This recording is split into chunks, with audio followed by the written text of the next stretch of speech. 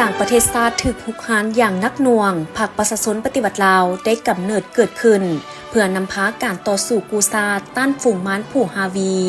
ซึ่งกองประชุมใหญ่ครั้งที่1ของพรรคได้ไขขึ้นในวันที่22มีนาปี1955อยู่เขตที่มันซ้ำเนือ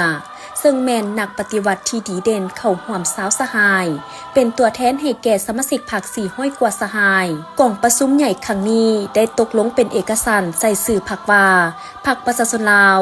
ซึ่งแมนพรรคประชาชนปฏิวัติลาวในปัจจุบัน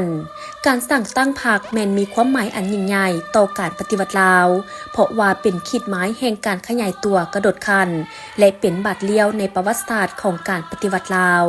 ภายหลังมีพรรคนำพาการต่อสู้ก็ได้รับไสชนะอย่างเลียนติด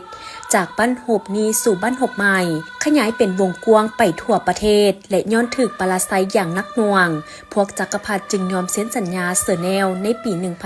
1962ย้อนการนำพาอันสลัดซองไซของพรรคได้นำไซ3บาทคนยุทธศาสตร์ลุกฮือขึ้นยึดอำนาจในขอบเขตทั่วประเทศประกาศสั่งตั้งสาธารณรัฐประชาธิปไตยประชาชนลาวอย่างสง่าผ่าเผย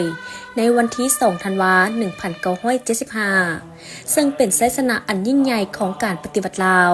ภายใต้การนำพาอันเก่งกล้าของพรรคประชาชนปฏิวัติลาว